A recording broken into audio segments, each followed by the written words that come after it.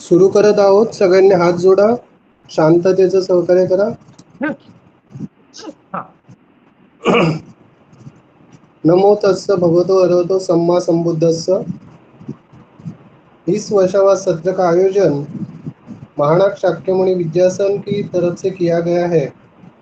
मैं महानाग शाक्यमुनि विद्यासन की तरफ से और हम सब की तरफ से पूजनीय भदंत विमल कीर्ति जी का स्वागत करता हूँ. वंदामी बंते जी. इस कार्यक्रम में उपस्थित सबका महानाग शाक्यमुनि विद्यासन की ओर से स्वागत करता हूँ. सबको जय हिंद. हम कार्यक्रम की शुरुआत में त्रिशरण पंचशील ग्रहण करके कार्यक्रम को शुरुआत करेंगे. इसलिए मैं सबको विनती करता हूँ कि सब लोग हाथ जोड़ के त्रिशरण पंचशील में सम्मिलित हो जाए. सब लोग हाथ जोड़े. त्रिशरण पंचशील. अरहं सम्मा संबुद्धो भगवान् बुद्धं भगवन्तं अभिवादेमि. स्वाख्यातो भगवता धम्मं नमस्सामि. सुपटिपन्नो भगवतो सावक संघं नमामि. नमो तस्स भगवतो अरहतो सम्मा संबुद्धस्स. नमो तस्स भगवतो अरहतो सम्मा संबुद्धस्स. नमो तस्स भगवतो अरहतो सम्मा संबुद्धस्स. बुद्धं शरणं गच्छामि. धम्मं शरणं गच्छामि. संघं शरणं गच्छामि. द्वितीयंपि बुद्धं शरणं गच्छामि. द्वितीयंपि धम्मं शरणं गच्छामि. द्वितीयंपि संघं शरणं गच्छामि. तृतीयंपि बुद्धं शरणं गच्छामि. तृतीयंपि धम्मं शरणं गच्छामि. तृतीयंपि संघं शरणं गच्छामि. पानातिपाता वेरमणि सिक्खापदं समादियामि. अदिन्नादाना वेरमणि सिक्खापदं समादियामि. कामेषु मिच्छाचारा वेरमणि सिक्खापदं समादियामि. मुसावादा वेरमणि सिक्खापदं समादियामि. सूरामेरयमच्चपमादठाना वेरमणि सिक्खापदं समादियामि. साधु साधु साधु. धन्यवाद सबका. मैं आप सबकी तरफ से पंडित विमल कीर्ति जी को विनती करूंगा कि वो उनका जो आज का सेशन है, प्रवचन है, उसको शुरुआत करें.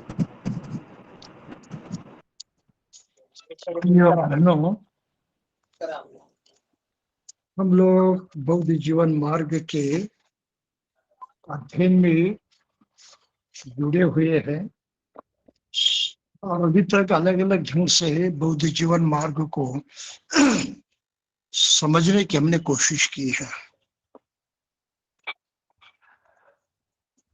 एक बात आपको स्मरण करा देना मैं आवश्यक समझता हूं कि आज की तारीख को भी भारत में कुछ लोगों की आशंका है कि बाबा साहब ने धम्माचरण की शिक्षा नहीं दी, धम्माचरण नहीं सिखाया। और चूंकि उनका बहुत ही जल्दी देहांत हो गया और उस वक्त का जो समाज, जो लोग बहुत बन चुके थे, उनको सही ढंग से आचरण करने का मौका नहीं मिला, क्योंकि उनको ज्ञान ही नहीं मिला सही ढंग से। और उसके कारण बौद्ध आंदोलन जो है, ये क्रांतिकारी आंदोलन जो है, ये कहीं रुक गया है, वो आगे नहीं बढ़ रहा है। तो बाबा साहब अगर आचरण की शिक्षा देते तो ये नहीं होता था। इस तरह का कुछ सूचित करने का इन बातों से प्रयास हो रहा है। लेकिन स्मरण रहे, बाबा साहब भली भांति जानते थे कि भारत में बुद्ध धर्म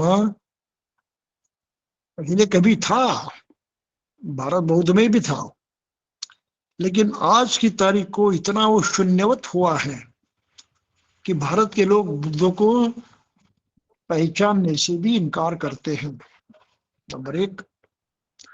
दूसरी बात, कहते हैं तो भारत का है, लेकिन उनको बहुत ही भारी परायापन महसूस होता है, अपनापन बिल्कुल उनको महसूस नहीं होता। और तीसरी बात तो यह है कि बुद्ध का द्वेष करने वालों की भी कमी नहीं है, विरोध करने वालों की भी कमी नहीं है। भलाई ब्राह्मणवाद ने उसको विष्णु का अवतार मानकर अपना लिया, लेकिन साथ ही साथ उन्होंने ये भी विष फैला दिया कि बुद्ध की शिक्षा जो थे वो दानवों को, राक्षसों को नष्ट करने के लिए दी गई थी, इसलिए वो बुरी शिक्षा है, उसको हमने कबूल नहीं करना चाहिए, अपनाना नहीं करना चाहिए। लेकिन चूंकि विष्णु के अवतार थे तो उस हद तक उसको सिर्फ मानो, मगर उनके शिक्षा से कोई संबंध मत रखो। तो ये भी कारण था कि बुद्ध के बारे में लोगों के मन में ढेर सारी केवल आशंका ही नहीं, लेकिन बहुत ही पक्का विरोध भी था। और ये बाबा साहब इस बात को भली भांति समझते थे। वो बड़ी ही जिम्मेदारी से अपना काम निभा रहे थे, और दीक्षा देने के बाद प्रत्यक्षत आचरण करने का उन्होंने अगर मार्गदर्शन नहीं किया तो वो तो अपने कार्य कर्तव्य में, अपनी जिम्मेदारी में चूक गए, ऐसा उसका मतलब होगा। लेकिन वो चूके नहीं है, जिम्मेदारी से हटे नहीं है, बिल्कुल सीधी तरफ से उन्होंने कहा 22 प्रतिज्ञाएं दी हैं, जिन 22 प्रतिज्ञाओं का धम्म दीक्षा लेने से कोई सरोकार नहीं, कोई संबंध नहीं। स्वयं पंचशील कर लेते हैं, आप बहुत बच जाते हैं, बस इतना ही विधि प्राचीन काल से चलते आ रहा है। लेकिन बाबा साहब ने 22 प्रतिज्ञाएं जोड़ी इसलिए स्मरण रहे कि छोटा है, दोबारा उस तरफ लौटना नहीं है। स्मरण रहे कि तुम्हें अष्टांगिक मार्ग, शील समाधि प्रज्ञा, 10 पारमिताओं का पालन करना है, बुद्ध की शिक्षा पर अमल करना है, उसी पीछे नहीं हटना है। तो आचरण पर उन्होंने इतना जोर देकर ये बात कही थी। आवाज जोरात येईना येते आहे का? पण एकदम जरा स्लो और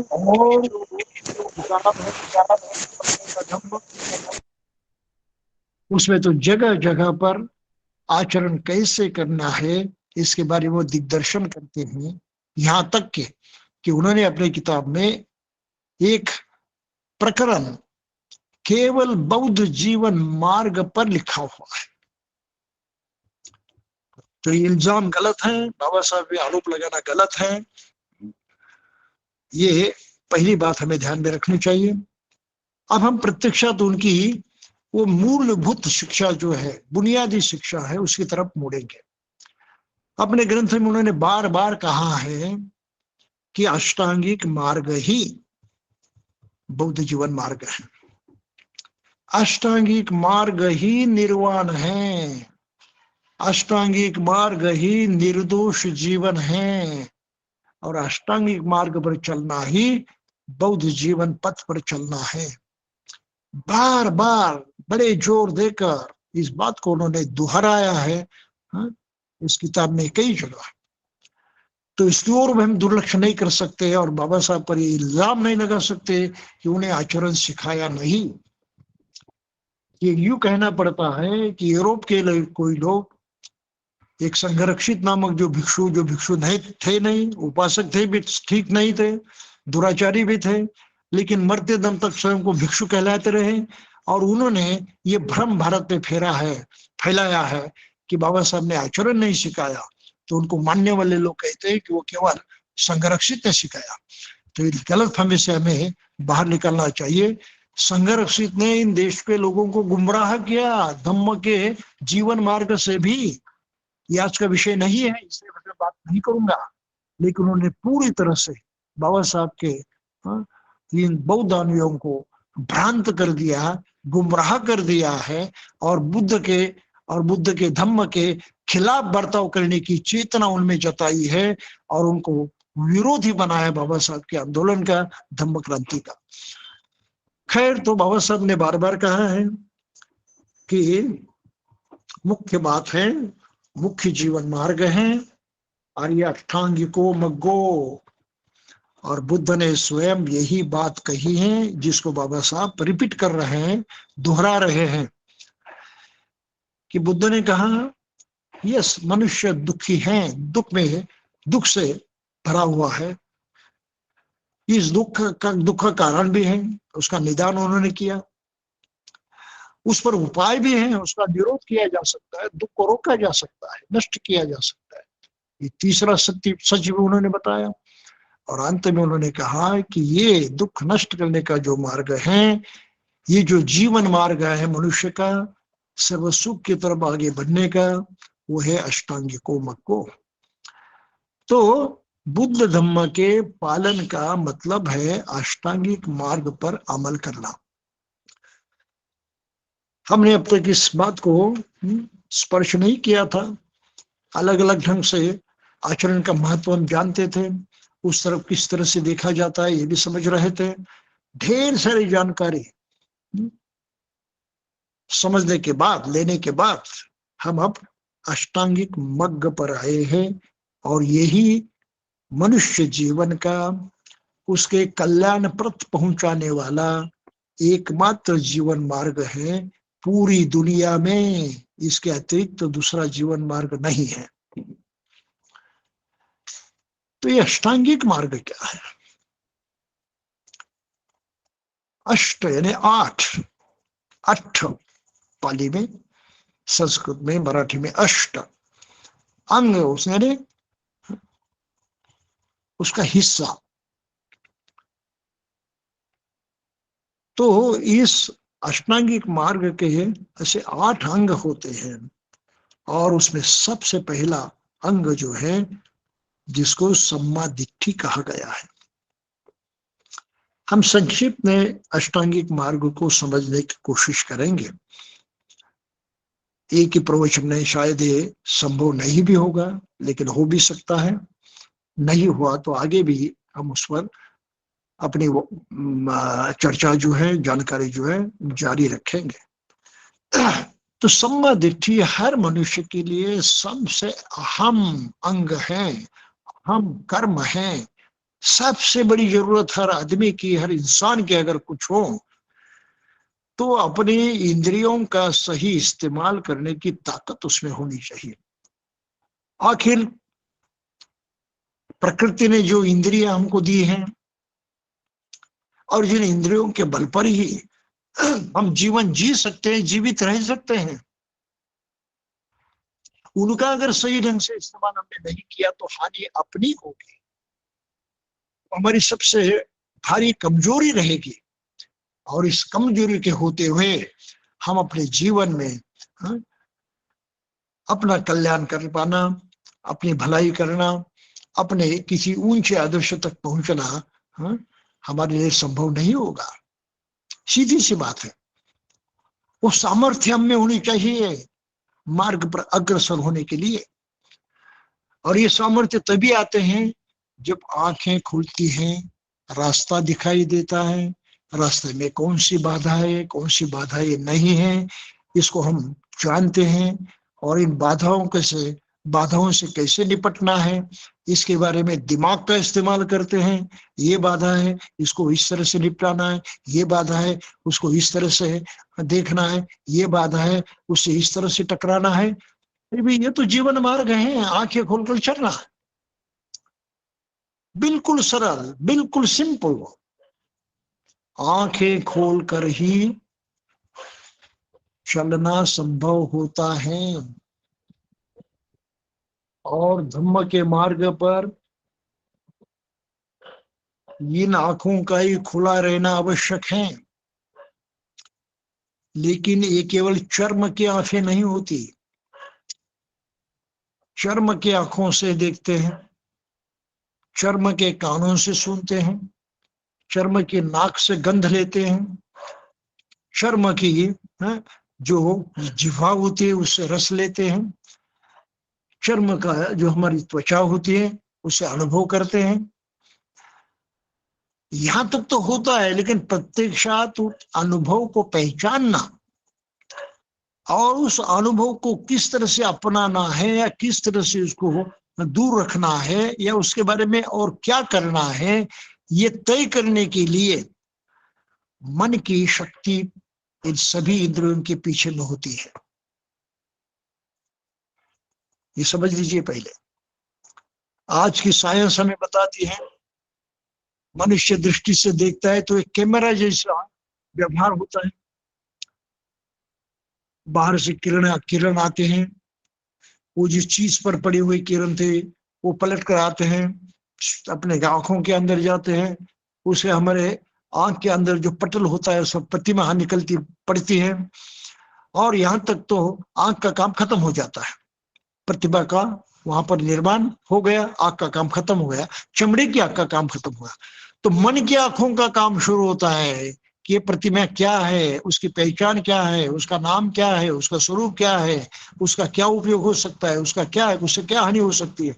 ये सब परखने की बात जो है ये मन की आंखें करती है। ये पहला मुद्दा हमें समझना है। तो पंचेंद्रों की हर संवेदना को जांचने का, परखने का और उसका सही ढंग से इस्तेमाल करने का काम जो है हमारा मन करता है, जिसको हम अपनी इंटेलिजेंस या बुद्धि कहते हैं।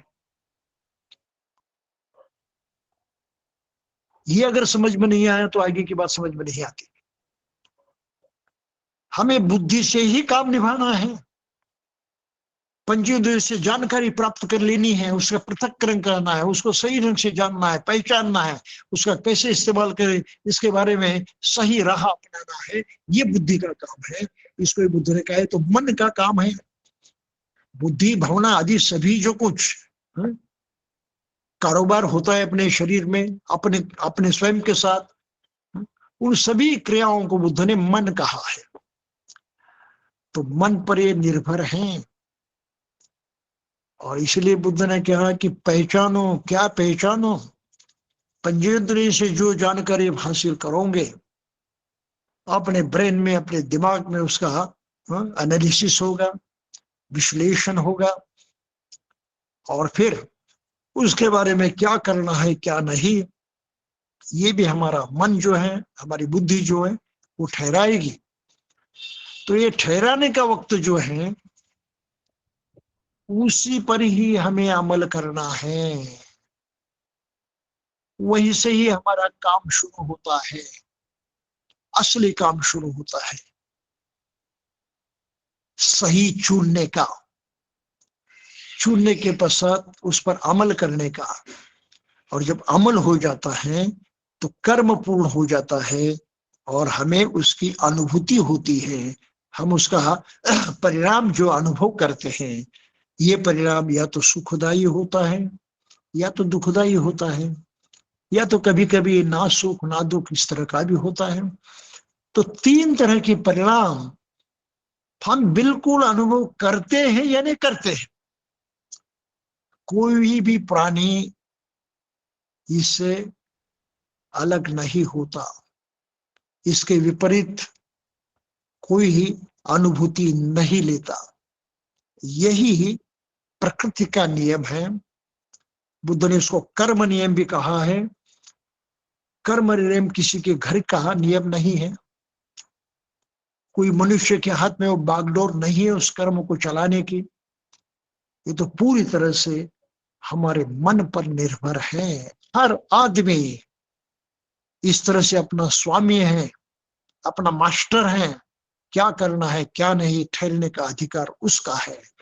और इस अधिकार की क्षमता, ये ठहराने की पात्रता, योग्यता उसमें तब आ जाती है जब इन इंद्रियों से संवेदना पाकर उसका विश्लेषण करते हुए क्या सही है क्या गलत है, क्या मैं चाहता और किस लिए चाहता, क्या मैं नहीं चाहता किस लिए नहीं चाहता, ये सोचने की, हाँ, उसको उसका चयन करने की और फिर आगे उसके अनुसार प्रत्यक्षात कर्म करने की, हाँ, जो प्रक्रिया है उस प्रक्रिया को उसको निभाना पड़ता है। तो सम्मा दिट्ठी का मूल अर्थ ही है जैसा देखते हो, जैसी भी चीज की परीक्षा करते हो, उसके सर्वस्व को जानते हो और किस तरह से उसका इस्तेमाल हमारे फायदेमंद होता है या हमारे नुकसान का होता है, नुकसानदेही होता है, इसको इस तरह से उसकी परीक्षा करते हैं, चयन करते हैं और फिर निश्चित करते हैं कि फायदेमंद जिस तरह से होगा उसी तरह से उसका इस्तेमाल करेंगे, नुकसानदेही होगा तो उसको छोड़ देंगे। और इस तरह से हम आगे बढ़ते हैं। तो ये चयन करने की ताकत, ये ठहराने की ताकत, इसको बुद्ध ने कहा है कुशल अकुशल। ये ठहराना पड़ता है, देखने के पश्चात निश्चित करना पड़ता है और निश्चित करने के पश्चात प्रत्यक्षात उस पर अमल करना पड़ता है। तो ये जो मानसिक अवस्था है इसको ही कहा है सम्मा संकल्पो, सम्यक संकल्प कहा है। और फिर संकल्प सही कौन सा और गलत कौन सा है, कि हमारी सम्मा दृष्टि है, दृष्टि ने जो कुछ जाना, ये सब फीडिंग किया, जानकारी प्रदान की। अब मन उनकी छानबीन करता है, ठहराता है, ये मेरे काम का है, मुझे सुख देने वाला है, मेरा कल्याण करने वाला है, तो इसको मैं अपनाऊंगा, उसके अनुसार बर्ताव करूंगा, कर्म करूंगा। ये मेरे काम का नहीं है, मुझे दुख देने वाला है, कष्ट देने वाला है, ये हानिकारक है, मैं उसका अवलंबन नहीं करूंगा, उसको छोड़ दूंगा, उस पर कोई अमल नहीं करूंगा। तो इस तरह से उसे दूर रहने की कोशिश करता है। तो इस तरह से संकल्प होता है, निश्चय होता है, प्रतिज्ञा होती है, हम निश्चित रूप से करना चाहते हैं और फिर उसी तरह से हमारा प्रत्यक्षात आचरण होता है। तो मनुष्य के आचरण की शुरुआत किस तरह से होती है, इसका ये ज्ञान होना हमें अत्यंत आवश्यक है। सम्मा दिट्ठी अगर नहीं होगी तो हम चीजों की पहचान नहीं कर पाएंगे, वो हमारे काम की है नहीं ये समझ नहीं पाएंगे और उनके अनुसार बर्ताव करने की कोशिश करेंगे अनजाने में, तो नुकसान भी हो सकता है, थोड़ी सहायता भी हो सकती है। जिसे हम कहते हैं कि हम रोजमर्रा का जीवन जीते हैं, सुख भी है, दुख है, अच्छा है, बुरा है, सब कुछ है, बस यही चलते रहेगा और कुछ नहीं। तो सम्यक दृष्टि का होना बहुत आवश्यक है, बहुत आवश्यक है। उसका मतलब है आकलन करना, समझना, परीक्षण करना, पूरी तरह से जांचना, ठीक तरह से उसका ज्ञान कराना। और फिर इसमें सबसे महत्वपूर्ण बात कही है कि आर्य अष्टांगिक मार्ग जो है उसका ज्ञान होना जरूरी है। ये बुनियादी है, ये पहला है, ये अंतिम है। चार आर्य सत्यों को नहीं समझे, दुख किस तरह से पैदा होता है नहीं समझे, क्योंकि दुख का कारण होता है समझ में नहीं आता और हम सोचते भी नहीं कि दुख का कारण होता है, हमें पता ही नहीं उसका। तो अज्ञान होता है, अंधापन होता है और फिर ऐसे हम कुछ करना है तो कर देते हैं, तो दुख भी होता है, परेशानी होती है। तो ये हमारा ज्ञान जो है परखने का, जांचने का, सही है या गलत है, उसको समझने का, हाँ, ये हमारा जो महत्वपूर्ण अंग है जीवन का, हमारी अपनी ताकत है, उसको पहले इस्तेमाल करना पड़ता है। तो चंद शब्द हम यूं कह सकते हैं कि जीवन जीना है तो आंखें खोलकर ही जीना चाहिए, अंधेरे में नहीं आंखें बंद करके भी। हर चीज को जांचना चाहिए, परखना चाहिए, ये हमारे फायदे के या नुकसानदेही है, इसको समझना चाहिए, करना ही चाहिए, बगैर उसके हाँ, हम आगे नहीं बढ़ सकते। और जब इसके बारे में हम बिल्कुल स्वस्थ हो जाते हैं, आश्वस्त हो जाते हैं कि हाँ ये कुशल है, ये मेरे फायदेमंद है, मैं उसको करूंगा, करते हैं, तो नतीजा वो उसी प्रकार का आ जाता है, हमें सुख होता है, कल्याण होता है, आनंद होता है, कुछ अच्छा ही होता है। तो समझते हैं, चयन करते हैं कुशल का, जिसको कुशल कहा है, जिससे सुख पैदा होता है, जिससे दुख पैदा हो तो उसे अकुशल कहा है। तो कुशल का चयन किया, फिर उस पर अमल किया, ये संवेदना पैदा होती है, संकल्प यानी प्रतिज्ञा होती है, करना चाहता हूं, मैं करना चाहता हूं, छोड़ना नहीं चाहता। तो इससे हम प्रतिज्ञा पूर्वक, निश्चय पूर्वक करते हैं, तो हमसे कर्म हो जाता है, और फिर कर्म का जो विपाक होना है, परिणाम होना है, हो ही जाता है। हमने सुखकारी कर्म किया हो, कुशल कर्म किया हो तो सुख होने वाला है, अकुशल कर्म किया तो दुख होने वाला है। तो चयन आखिर हमारे हाथ में है, सुख का निर्माण और दुख का निर्मूलन हमारे हाथ में है, बाहरी कोई भी शक्ति हमारे काम नहीं आती। हमने केवल अपने पंचेंद्रियों का और जो मन की ताकत है, जिसे हम बुद्धि कहते हैं, उसका सही ढंग से प्रयोग किया तो हम अपने जीवन को सफल बना सकते हैं, पूरी तरह से सुखमय आनंददायी बना सकते हैं। ये तो बुद्ध ने कहा है कि तुम ही तुम्हारे मालिक हो, अत्ताई अतुनो नाथो,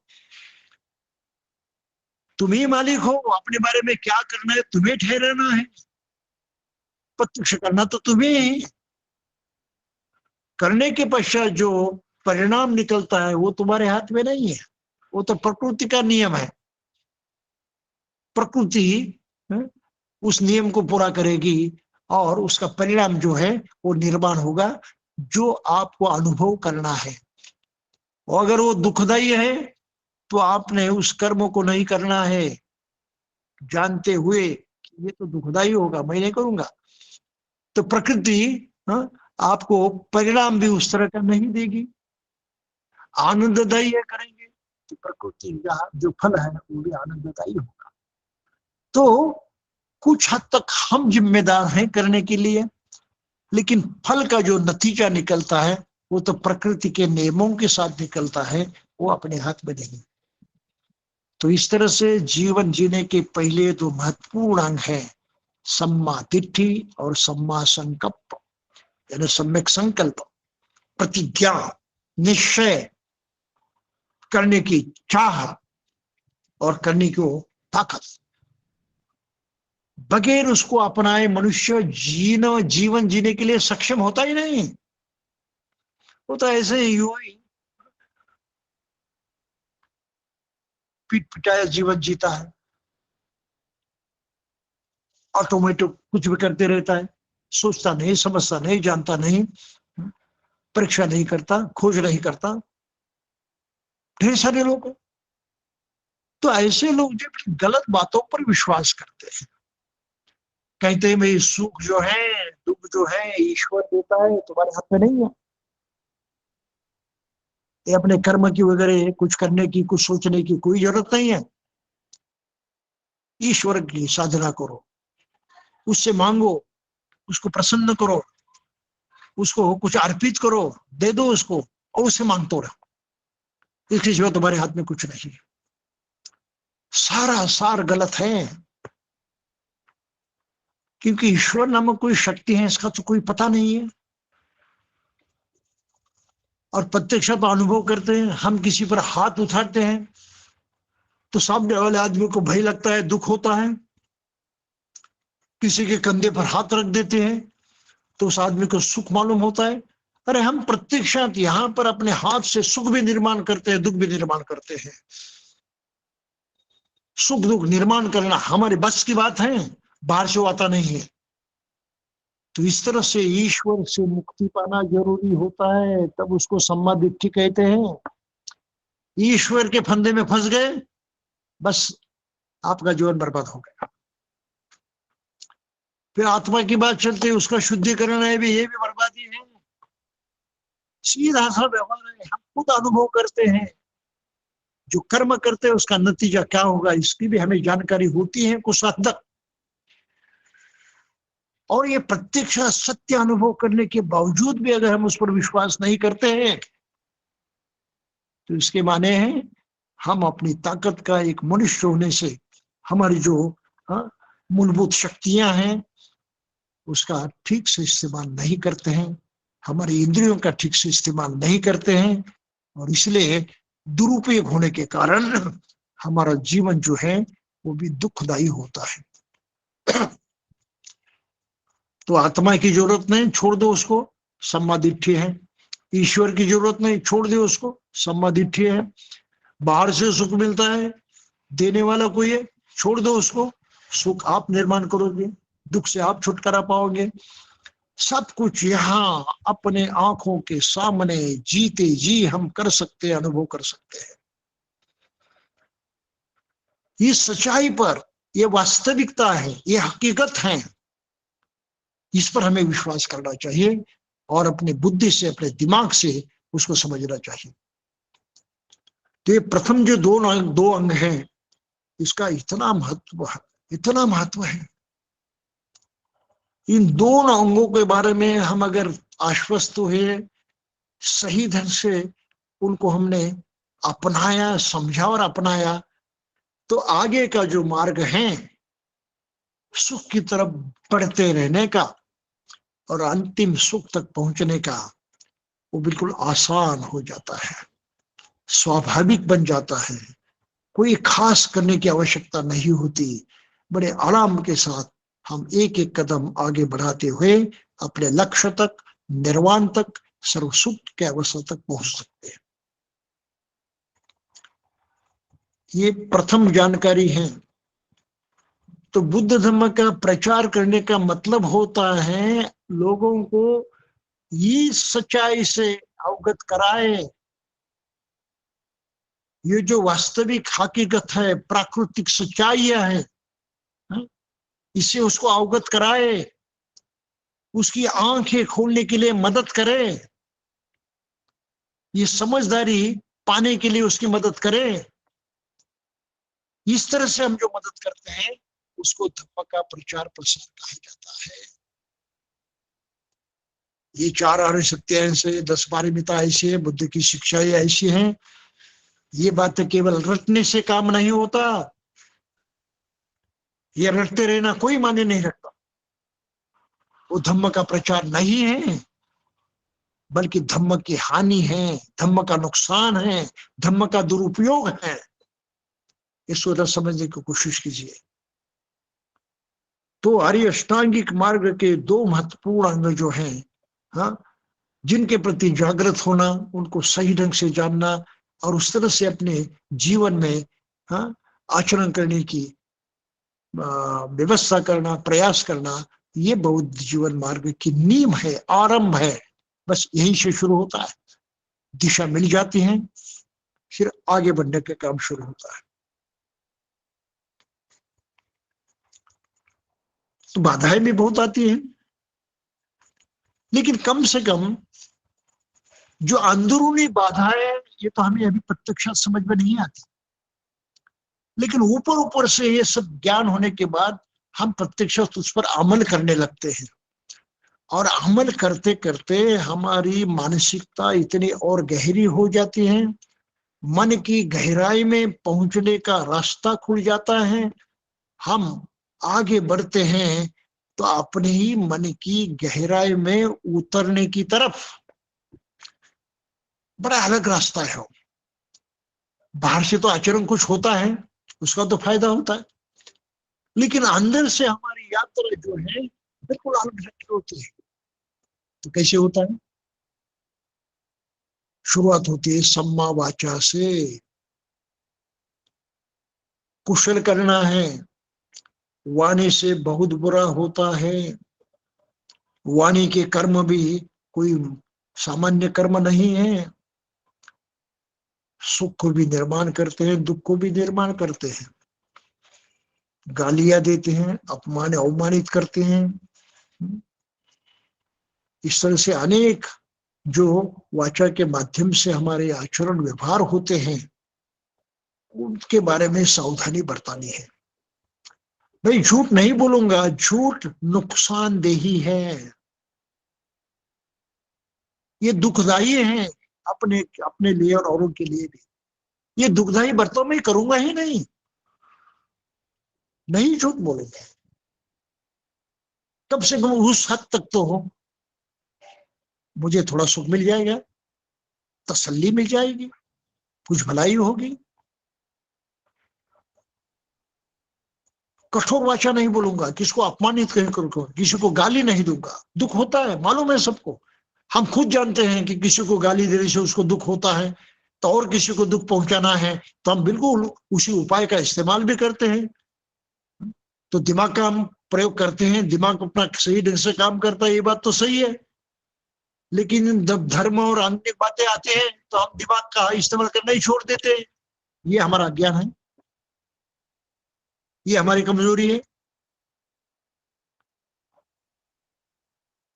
तो इस कमजोरी का अगर हटाना है तो हमने नित्य व्यवहार में कुछ थोड़ा सुधार करना जरूरी है। मैं गाली नहीं दूंगा किसी को, हाँ, अपमानित नहीं करूंगा, दुख पैदा नहीं हुआ। चुगली नहीं करूंगा, लोगों में, हाँ, फूट होती है, फूट डालने का काम उससे होता है, एक दूसरे को तोड़ने का काम होता है, अलग करने का काम होता है, बड़ा ही नुकसानकारक है, नहीं करूंगा। और केवल बातों के लिए किसी भी तरह की बातें करते रहना, ये भी कोई जीवन जीने का तरीका है? बातें करते रहते, ना आगा है ना पीछा है, ना उसका कोई अर्थ है, केवल बातें बातें चलते रहते, ये तो फिजूल वक्त की बर्बादी है। बचेंगे हम उससे। वक्त की बर्बादी होने के साथ साथ भी ऐसे उल्टे सीधे विचार भी आते हैं, बातें भी हम करते हैं, जिससे हमारा दिमाग भी खराब हो जाता है, भ्रमित हो जाता है। कुछ ना कुछ उसमें भी, हाँ, बुराइयां, हाँ, आ जाती हैं। तो चार तरह से हमारी वाचा का हम प्रयोग करेंगे। अन्य कुछ भी नहीं किया, केवल सम्यक दृष्टि को पाया, सम्यक संकल्प किया कि इसी तरह से मैं बर्ताव करूंगा, और उस तरह से उस निश्चय के अनुसार पहले हमने अपने वाचा के बारे में, हाँ, वाचा से अपना काम शुरू किया, तो हम धम्म मार्ग पर आरूढ़ हो जाते हैं, प्रत्यक्षात उस पर चलने लगते हैं, प्रत्यक्षात उस दिशा में हम अग्रसर होते रहते हैं। बहुत बड़ी बात है, बहुत बड़ी बात है। कभी कभी लोग कहते हैं ये बुद्ध के धम्म के आचरण की शुरुआत कहाँ से होती है? अनेक बार इस सवाल पूछा जाता है, उसके अलग अलग तरह से जवाब भी दिए जाते हैं। लेकिन यकीन मानिए, विश्वास कीजिए कि बहुत ही सीधा उसका जो जवाब है वो ये है कि हम बुद्ध धर्म के आचरण का प्रारंभ अपने वाणी से करें, अपनी वाचा से करें। कितना सरल है, कितना सहज है। समझे तो हैं, अगर नहीं समझे तो कुछ भी आसान नहीं, कितना भी सरल नहीं। तो वाचा बहुत मायने रखती है, बहुत मूल्य है वाचा का। तो इसलिए अष्टांगिक मार्ग में उसका स्थान तीसरे क्रमांक पर है। जैसे ही हम समझ लेते हैं, आकलन करते हैं, जांचते हैं, परखते हैं, हाँ, सही तरह से उसको जानने लगते हैं और फिर करने का निश्चय करते हैं, तो ये करने का पहला कदम जो है, हम वाचा के जरिए आगे बढ़ा सकते हैं। बहुत ही महत्वपूर्ण बात है। वाचा से शुरुआत होती है, फिर और आगे का पग जो है आगे बढ़ता है, जिसको हम सम्मा कम्मनता कहते हैं। कर्म जो हम अपने शरीर से करते हैं, पंचेंद्रियों के माध्यम से करते हैं। शरीर की हर हलचल अपने में कर्म होता है। चलना कर्म होता है, खाना पीना कर्म होता है, देखना कर्म होता है, सुनना कर्म होता है। हर चीज कर्म से जुड़ी हुई है। फिर अपने शरीर का हम इस्तेमाल करते हैं उस उद्देश्य की पूर्ति के लिए, जिसे हम कर्म कहते हैं। वो अगर हमने सही ढंग से किया तो नतीजा सही होगा। प्रकृति उसका नतीजा वही देगी जो प्रकृति के नियमों के अनुसार होगा।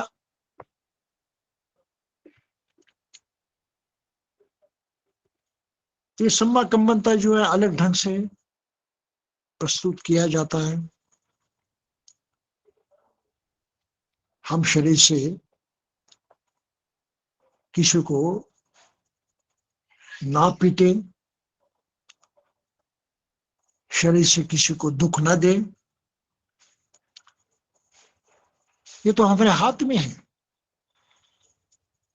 क्या ये जरूरी है कि क्रोध में हम होते हैं और किसी को पीटते हैं? आवश्यक है ये? नहीं है आवश्यक। फिर भी हम पीटते हैं, मारपीट करते हैं। दुख तो होने वाला है, उसका रिएक्शन भी होने वाला है। जहां एक्शन है वहां पर रिएक्शन होने वाली है। प्रकृति का नियम है, प्रकृति अपने ढंग से काम करने वाली है, आपको छोड़ने वाली नहीं है। तो कर्म कैसे करना है जिससे और उनका नुकसान ना हो, उसको दुख ना पहुंचे। और सबसे बुरा कर्म है किसी की हत्या करना, जान से मार डालना। ये तो कभी कभी नहीं करेंगे। आखिर जीने का अधिकार हर प्राणी को है। मैं ही जीना चाहता हूं, औरों को मारकर नहीं है संभव है। कुछ लोगों को मार पाओगे, हत्या कर पाओगे कुछ हद तक, लेकिन यकीन मानिए आपकी भी हत्या होने वाली है। छुटकारा नहीं होगा, बचना मुश्किल है, बच नहीं पाओगे। कर्म का ये नियम है। आप प्रकृति को चलाती हैं, फल देने का काम, परिणाम देने का काम प्रकृति करती है, हम नहीं करते। हमारे हाथ में वो नहीं है। सिर्फ प्रत्यक्षात कृति करना, प्रत्यक्षात कर्म करना हमारे हाथ में। वो सोच समझकर सही गलत चुन कर हम कर सकते हैं, ये तो हमारे हाथ की बात है। लेकिन एक बार हमने कर्म किया तो आगे का जो परिणाम है हमारे हाथ में नहीं, वो प्रकृति के हाथ में। तो इस तरह से हमें कर्म की तरफ देखना चाहिए कि मैं शरीर से जो कुछ करूंगा और उनके प्रति जिस तरह से व्यवहार करूंगा, अगर वो सुखदायी है तो मुझे सुख मिलने वाला है जरूर, दुखदायी है तो दुख होगा। प्रकृति मुझे छोड़ने वाली नहीं है। तो हमारा सम्मा कम्मनता होता है, हम सही ढंग से कर्म करते लगते हैं। और फिर व्यवहार में बुरा कर्म किसे कहता है? भाई शरीर से हम किसी को मारपीट करते हैं, हिंसा करते, ये शरीर का कर्म हो गया।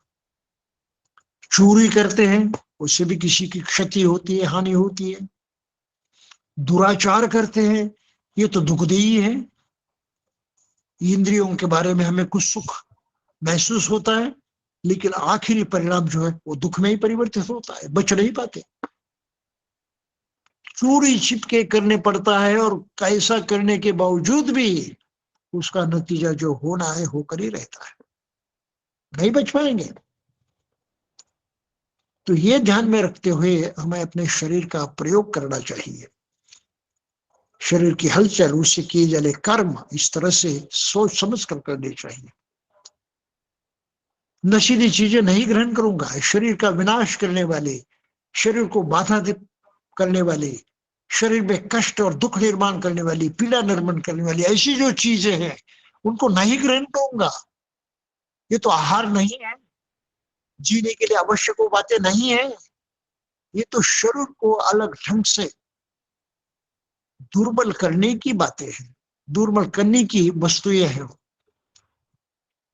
इतना अच्छा शरीर पाया है जिसके बल पर हम सुख को पा सकते हैं, पूरा पूरा सुख हासिल कर सकते हैं, एक मनुष्य होने के नाते परिपूर्णत्व को पहुंच सकते हैं।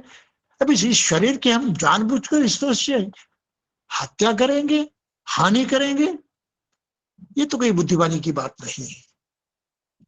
बिल्कुल हमें इसके बारे में बहुत सावधानी से सोचना चाहिए। हर आदमी को ये सोचने पर मजबूर करना चाहिए कि सोचो इसके बारे में। अरे भाई क्या कर रहे हो तुम? इतना कीमती शरीर पाया है, इतना कीमती साधन तुम्हारे हाथ में पूर्णत्व की तरफ ले जाने वाला, उसकी हानि कर रहे हो, तो उसको दुर्बल कर रहे हो। बैरी भी इतना हमारा नुकसान नहीं कर पाता, इतना हम नुकसान इससे कर सकते हैं। तो ये समझाना जरूरी है। हर आदमी की सोच में उसको बिठाना जरूरी है।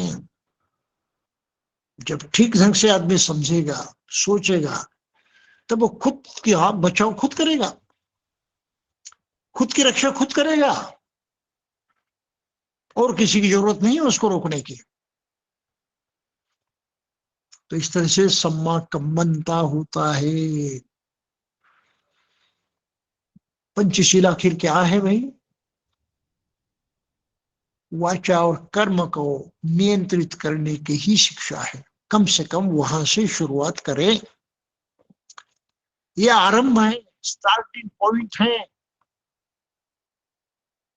और हम ऐसे कई लोग देखते हैं जो लोगों को तो कहते हैं पंचशील का पालन करो और खुद नहीं करते। जैसे वो भिक्खु संघरक्ति सर इंग्लिश लोगों को दीक्षा देते रहे, हाँ? उनको और कुछ बढ़ाइए, आज जैसे बढ़ाइए उनके सामने रखते रहे और खुद दुराचरण करते रहे शरीर से। तो अपने शरीर से खुद दुराचार करने वाला आदमी भले दूसरी की भलाई क्या जानेगा और क्या करेगा। तो बुद्ध की ऐसी शिक्षा बुद्ध से उठाकर वो हमारी तरफ देता है, ये उसका अपना थोड़े ही है। तो इस तरह से धम्म में गलत व्यवहार करने वालों से सावधान होना जरूरी है। और धम्मपद में इस प्रकार की गाथा आई है, उसको दोबारा सुनिए, ठीक से पढ़िए। धम्मं सुचरितं चरे, चरित्रवान होकर, शीलवान होकर धम्म का आचरण करे। नतं दुचरितं चरे, लेकिन दुराचारी बनकर धम्म का आचरण कर मत करे। वो स्वांग होगा, ये दिखावा होगा। और लोग करते हैं इस तरह से। तो धम्मपद ने सीधा सीधा वार्निंग दिया है, धम्मं सुचरितं चरे नतं दुचरितं चरे। सही ढंग से जो धम्म का आचरण करता है, गलत ढंग से दूर रहता है, वही उसका आचरण सही है। और इस सही आचरण करने वाला धम्मचारी कहा जा सकता है। अरे तुम धम्म का आचरण कर रहे हो, और फिर इसी ऐसे आदमी को ही सुख मिलता है, शांति मिलती है। और इसलिए कहा धम्मचारी सुखं सेति अस्मिन् लोके परम में। अभी इस वक्त भी वो सुखपूर्वक रहता है, आगे भी ये सुख ऐसे ही कायम रहने वाला है, चाहे कुछ भी हो, समय कैसा भी है। तो ऐसा नहीं है कि हम कहेंगे एक और करेंगे दूसरा। इसलिए जो जो दुराचारी है और धम्म की शिक्षा देता है, धम्म गुरु कहलाता है, धम्म प्रचारक कहता है, इसे सावधान रहिए। ये इनका स्वांग जो है उसको समझिए, ये बहुत आवश्यक है। नहीं तो हम गुमराह हो जाएंगे, और गुमराही का नतीजा दुख ही है, उसके बगैर और कुछ है नहीं। तो इस तरह से हम समझ रहे हैं कि सम्माकम्मनता किस तरह से करना चाहिए, ये सावधानता तो हमारे मन में होनी चाहिए। फिर आगे की बात तो बिल्कुल सरल है, सीधी सी है। जीने के लिए, जीवित रहने के लिए अन्न की जरूरत होती है, अपनी शारीरिक सुरक्षा के लिए सर्दी है, गर्मी है,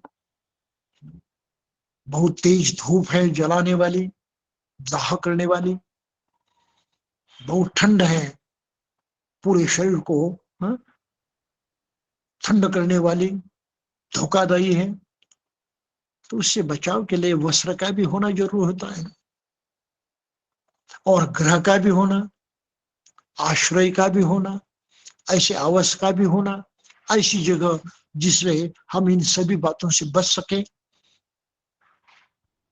तो आवास का भी होना जरूरी है। कहते हैं कि मनुष्य की 3 बुनियादी जरूरतें हैं, अन्न, वस्त्र, यानी रोटी, कपड़ा और मकान। तो ये तो पाना है, पाने के लिए तो कष्ट करने पड़ेंगे, प्रयास करने पड़ेंगे, लेकिन वो प्रयास ऐसे करेंगे जिससे और किसी का नुकसान नहीं होगा, और किसी को पीड़ा नहीं पहुंचेगी, और किसी के जीवन में हाँ, दुख निर्माण नहीं होगा। उसको सम्मा आजीवो कहा है कि सही ढंग से मैं कमाऊंगा, कष्टपूर्वक कमाऊंगा, और उसके बल पर मेरी इन जरूरतों को पूरा कर पाऊंगा, जीवित रहने की कोशिश मैं करते रहूंगा। तो फिर इसमें कुछ बंधन आ जाते हैं। व्यवहार में हम देखते हैं किस तरह से लोग अपनी जीविका चलाते हैं। तो कुछ हिंसक होते हैं, प्राणियों को काटना, मारना, उनको बेचना, बस यही उनका जीवन जीवन चलाने का तरीका होता है। हम नहीं करेंगे, वो गलत है, प्राणियों की दूसरा गलत है। फिर प्राणियों को बेचना है, मनुष्य को बेचना है, गुलाम करके रखना है, उनको देह दंड देना है, शारीरिक दुख पहुंचाना है, मानसिक दुख पहुंचाना है, नहीं करेंगे हम। ये उपजीविका कमाने का मार्ग नहीं है। दूसरे की चीजें लूटेंगे, चोरी करेंगे, ये भी तो गलत है, किसी का नुकसान होता है, हमारी मानसिकता बिगड़ जाती है, मन में हमेशा के लिए डर पैदा होता है, कहीं पुलिस न पकड़े, कई लोगों को मालूम न हो जाए, हाँ, मैं पकड़ा न जाऊं, हमेशा चिंता, हमेशा मन में भय बना रहता है। तो हमारी नींद ही हराम हो जाती है, तो कौन सा सुख हमको मिलेगा। भाई नहीं करेंगे, कोई चोरी वगैरह नहीं करेंगे, किसी को धोखा नहीं देंगे, हाँ, किसी का नुकसान नहीं करेंगे। विषैली चीजें हैं, शराब जैसी चीजें हैं,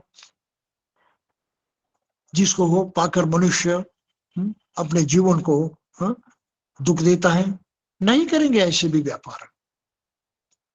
शस्त्रों का व्यापार नहीं करेंगे जिससे मारकाट होती है। तो जीवन जीने के लिए ऐसे अपायकारी जो व्यवसाय हैं, अपायकारी जो हाँ, धंधे हैं, उसको मैं नहीं करूंगा। उसे अलिप्त रहना मेरे लिए अत्यंत आवश्यक है। तो मेरा मन निर्दोष रहेगा, मन में कोई बोझ नहीं होगी, कोई शल्य नहीं होगा। और गलत करते हैं तो मन हम कोई खुद को ही काटने लगता है, चुभने लगता है। मन की चुभन बड़ी ही पीड़ादायी होती है, और उस मिटाने का कोई रास्ता भी नहीं होता। तो इस चुभन के दर्दों को मैं क्यों अपनाऊं। मैं तो दुख से मुक्त होना चाहता हूं, तो सुखपूर्वक जीना चाहता हूं, और इस तरह से की चुभन अगर मेरे मन में पैदा होती है, ऐसा करने से नहीं करूंगा मैं। ये है सम्मा आजीवो, सही ढंग से अपनी उपजीविका कमाना, सही ढंग से अपने जीवित रहने का प्रबंध करना, और उसके लिए काम करना, मेहनत करना। तो ये हमारी आदतें बन जाती हैं, तो उस अनुपात में कर्म हमारा सीधा होता है, सम्यक होता है, किसी को परेशानी दुख देने वाला नहीं होता। तो कर्म हम कर बैठते हैं, और प्रकृति जो उसका फल देती है, उसका परिणाम दिखाती है, वो हमें योग्य परिणाम मिलता है। जो चाहते हैं वो सही परिणाम मिलता है। दुख नहीं चाहते तो दुख हट जाता है, सुख चाहते तो सुख का ही परिणाम होता है। अगर हमने इस तरह से किया तो सावधानी बरतानी पड़ती है ये सब करने के लिए। सम्मा दिट्ठी जो है, ये देखने की क्रिया बड़ी सावधानी बरताने की क्रिया है। सावधान रहिए, जागृत रहिए, सोए नहीं। और खासकर हमारा मन कभी सोए नहीं। जागृत के साथ ही मन हमेशा जीता रहेगा। तो ये बहुत ही महत्वपूर्ण बातें हैं। और फिर मन की कुछ आदतें होती है, बचपन से कुछ उल्टा सीधा हो जाता है, और उन आदतों से मजबूर होकर हम भी उल्टा सीधा व्यवहार करते हैं।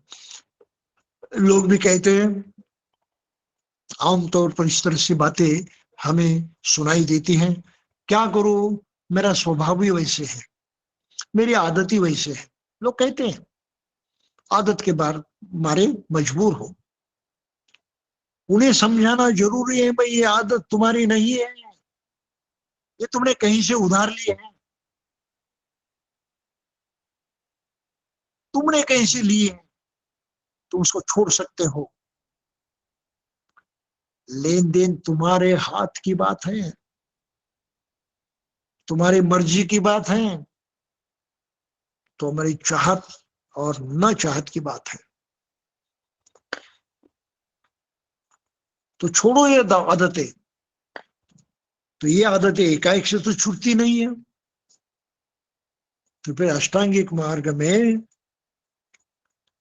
फिर छठा अंग आ जाता है, जिसको सम्मा व्यायामो कहा है, सम्यक व्यायाम कहा है।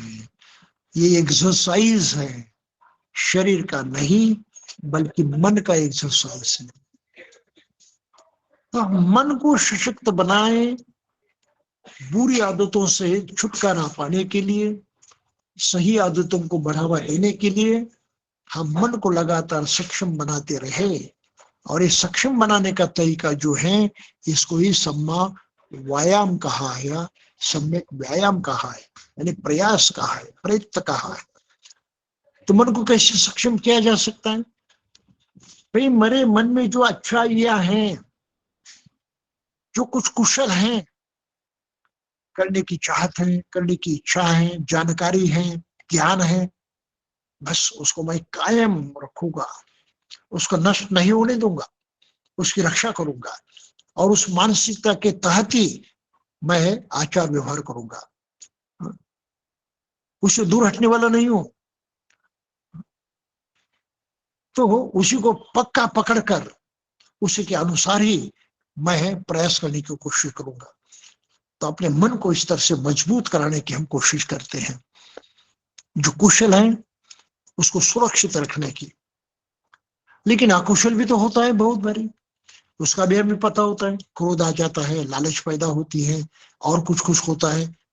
हर अनुभूति को हम पहचानते हैं, और उस हर अनुभूति का लक्षण क्या होता है ये भी हम जानते हैं, और वो करने से क्या परिणाम होता है ये भी हम जानते हैं। हमें अज्ञान नहीं है इस बारे में।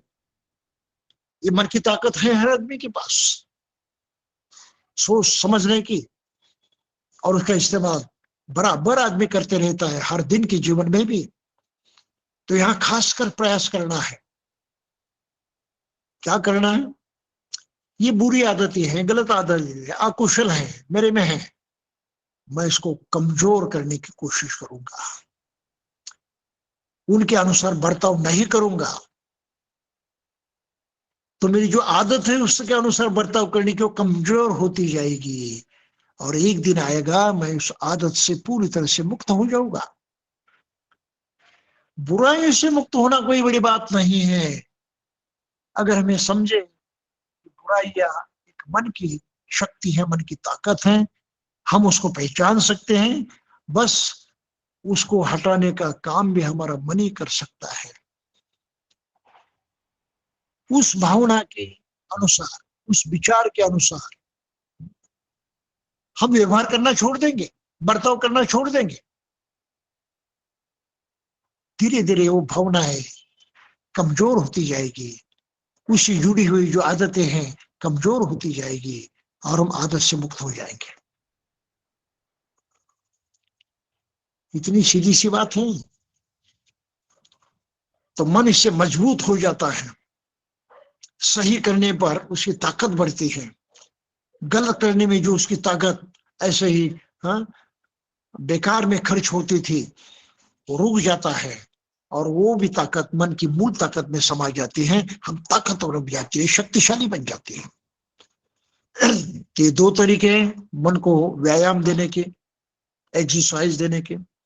और भी दो तरीके हैं भाई। ढेर अच्छी बातें हैं, ढेर सारी अच्छाई जगत में है, विश्व में है, लोगों में है, सभी और हम देखते हैं, अनुभव करते हैं, जानते हैं, समझते हैं, देखते भी हैं, और मुझे तो उतनी सारी नहीं है। तो जितनी अच्छी आदतें हैं, जितने अच्छे विचार हैं, जितनी अच्छी भावनाएं हैं, मानसिकताएं हैं, मैं इसको अपने में स्थापित करने की कोशिश करूंगा, अपने मन का एक हिस्सा बनाने की कोशिश करूंगा, अपनाऊंगा मैं, सीखूंगा मैं, समझूंगा मैं और लेते रहूंगा। ये सीखने की आदत बहुत मायने रखती है, और सम्मा दिट्ठी सीखने में सही कर्तव्य जो है निभाती है। सम्मा दृष्टि से पीछे होती है ये जागृति कायम रखने के लिए। तो मैं इन गुणों को अपनाऊंगा। कैसे जागृति कायम रखती है? हमारे मन में सीखने की आदत पैदा होती है, हम विनम्र हो जाते हैं, अच्छा है उसको अच्छा ही कहते हैं, और अपने में वो अच्छा इतना नहीं है तो उसको पाने की, अपने अंदर प्रस्थापित करने की हम कोशिश करते हैं। इसको कहते हैं लर्निंग, सीखना, समझना, जानना, पहचानना और फिर चुन कर लेना। और पहले कहा कि तो बुरी आदतें मैं हटा दूंगा, उसको कहते हैं अनलर्निंग। कहीं किसी से पहले सीखी होगी, उसको अपनाए होंगे उन आदतों को, अब तो मैं उनको दूर करूंगा। तो अनलर्निंग, छोड़ देना है। और फिर अनलर्निंग और तरीके से भी होता है, जो गलत बातें दुनिया में देखते हैं, अकुशल देखते हैं, बस उसको मैं अपने मन में नहीं आने दूंगा, रोक दूंगा बाहरी, अपने जीवन का अंग नहीं बनाऊंगा। तो इसलिए जो कुशल है उसकी रक्षा करना, कायम रखना, जो कुशल है उसको हटाते रहना, जो कुशल अभी हमारे मन में नहीं आया है उसको लाने की कोशिश करना, प्रस्तापित करने की कोशिश करना, और जो कुशल आने की संभावना है उससे वहीं पर रोकना। इस चार तरह से हम प्रयास करते हैं, जिसको व्यायाम कहा है, प्रयास या प्रयत्न कहे हैं, और इससे हमारा मन जो है मजबूत हो जाता है। बगैर इसके नहीं। तो अष्टांगिक मार्ग पर चलने की शुरुआत कहाँ से होती है भाई? आंखें खोलने से। हर चीज को समझने की कोशिश करते रहिए, मानते मत रहिए। किसी ने कहा ईश्वर है, उसके हाथों में खोज कीजिए, सही है ना गलत, जांच कर लीजिए। अगर अपने अनुभव को वो सही नहीं लगता है, इसके बाद में कोई दूसरा प्रमाण नहीं मिलता है, छोड़ दीजिए उस बात को। सीधी सी बात है, और कुछ गंभीर सोच करने की आवश्यकता नहीं है। प्रमाण चाहिए, प्रूफ चाहिए विश्वास करने के लिए।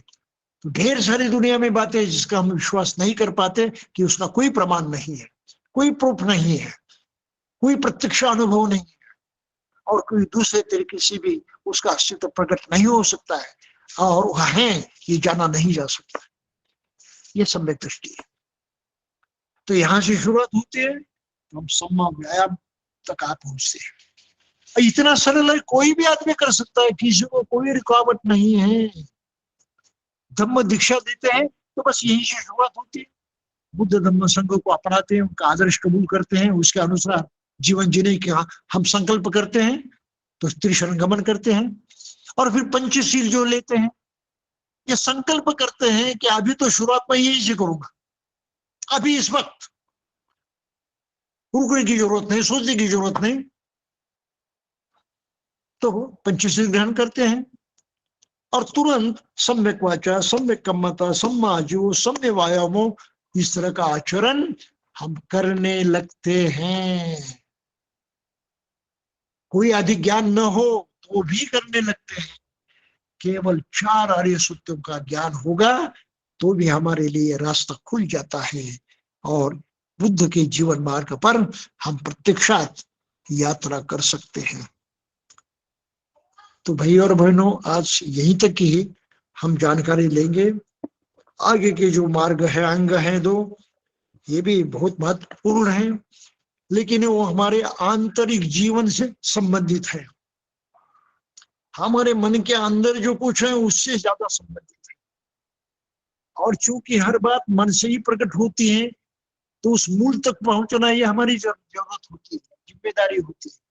तो अगले अंग जो है हमें उस मूल तक पहुंचाने की मदद करते हैं, और उसका आचरण कुछ अलग ढंग से करना पड़ता है।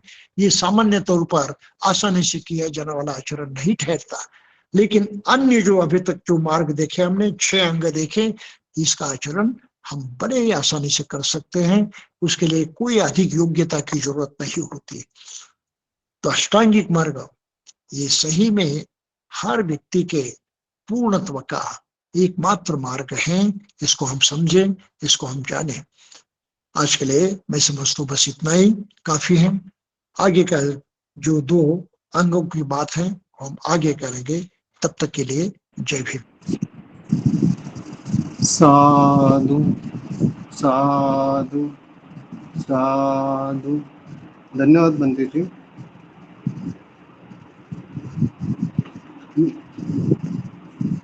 मैं जानता हूँ कि हम सब भली बातें जानते हैं कि आने वाली पूर्णिमा से लेकर अगली जो कार्तिक पूर्णिमा है, उस पूर्णिमा तक बौद्ध जगत में संघ को दान देने का बहुत ही मूल्यवान ऐसा अवसर होता है, और इस अवसर को हम सब जानते हैं।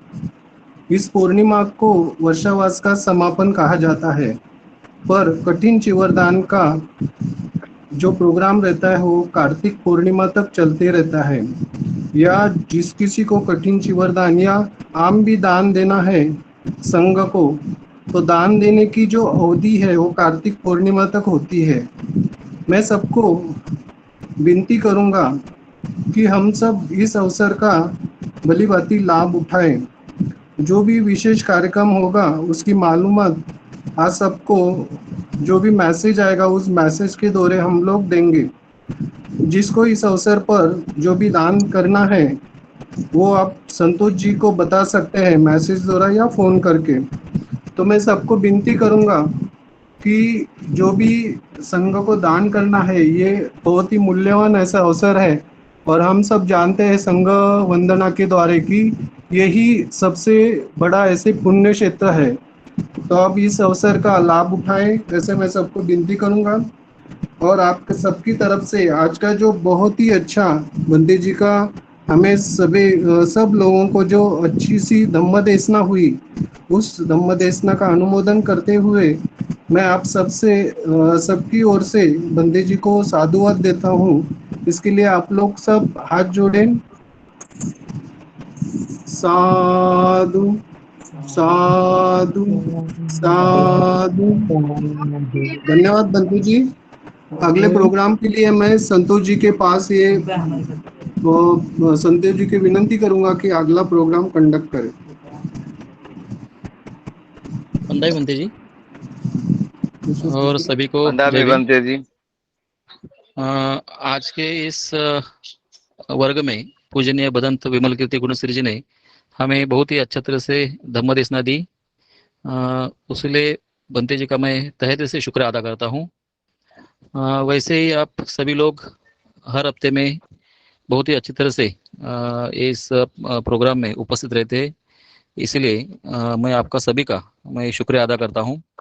आज के इस प्रोग्राम में दो प्रीतम सिंह धर सर है और एक पंडरीनाथ जाधव सर है। इन्होंने हैंड रेस किया है, तो उनको कुछ बोलना है या कुछ बताना है तो बता सकते हैं। उसके बाद हम लोग अगला प्रोग्राम ले लेंगे। प्रीतम सिंह धर सर।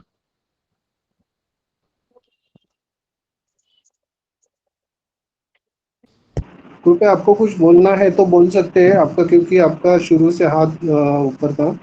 उनका माइक अनम्यूट करना चाहिए। अनम्यूट करके बोलो। प्रीतम सिंह धर सर, आप सुन पा रहे हैं? उनका माइक अनम्यूट नहीं किया। Please unmute your mic.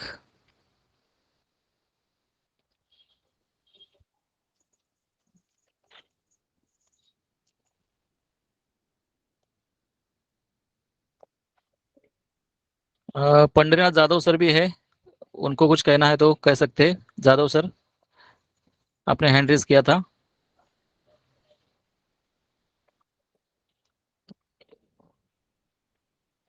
Okay, ठीक है, हम लोग आगे जाते हैं। आपको सभी को पता है कि आपको सभी को शायद मैसेज भी आया होगा कि हम लोग 22 अक्टूबर से 26 अक्टूबर तक पूजनीय भदंत विमल कीर्ति गुणश्री इनके उपस्थिति में और उनके मार्गदर्शन में हमारी सेमिनरी जो हो रही है करजत में, उसी जगह पे हम लोग निवासी शिविर लेने जा रहे हैं। तो आपको सभी को गुजारिश है कि आप उसका किसी को आना होगा, उपस्थित रहना होगा, तो आपको उसका रजिस्ट्रेशन करना होगा पहले ही, ताकि हम लोग अच्छी तरह से उधर आपको सुविधा दे सके। इसीलिए आपको सभी को गुजारिश है, जो जो कोई आना हो उधर आने को चाहते हैं, तो वो लोग जो जो नंबर दिए उस नंबर पे वो रजिस्ट्रेशन कर सकते हैं। और साथ ही साथ आपको जैसे अभी सुनील कोविदरत्न जी ने बताया, तो हम लोग सेमिनरी का जो काम जो चल रहा है वो अविरत चालू रहेगा। तो इसीलिए हम लोग उसका भी ध्यान रखें और ये जो दान पारमिता है हमारी वो और हम लोग इसका इस वर्षावास के दौरान बढ़ा सकते हैं। और इस कार्यक्रम के अंत में हम लोग धमवल गाथा से इस आज का प्रोग्राम, आज का वर्ग समापन करेंगे धमवल गाथा से। संतोष जी, एक मिनट। संतोष जी, बोलिए बोलिए। एक मिनट। अगर किसी को शिविर को आने को नहीं होता है, लेकिन शिविर के लिए किसी को दान देना है, तो वो भी इच्छा इच्छा से दे सकते हैं।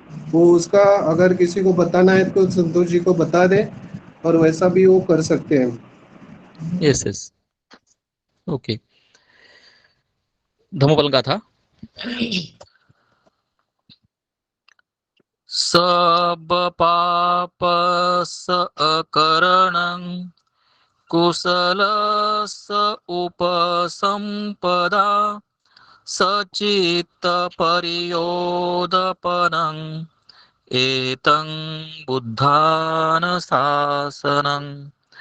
धम्मं चरे सुचरितं नतं दुचरितं चरे धम्मचारी सुखं सेति अस्मि लोके परं च न तावता धम्मधरो यावता बहुभासति यो च अपम्पि सुत्वान धम्मं कायेन पश्यति सवे धम्मधरो होति यो धम्मं न पमज्जति नत्थि मे शरणं अयं बुद्धो मे शरणं वरं एतेन सच्चवज्रेन होतु मे जयमङ्गलं नत्थि मे शरणं अयं धम्मो मे शरणं वरं एतेन सच्चवज्रेन होतु मे जयमङ्गलं नत्थि मे शरणं अयं संघो मे शरणं वरं एतेन सच्चवज्रेन होतु मे जय मंगलं। नमो बुद्धाय, नमो धम्माय, नमो संघाय। साधु साधु साधु। बुद्धं नमामि, धम्मं नमामि, संघं नमामि, अहं वंदामि सर्वदा।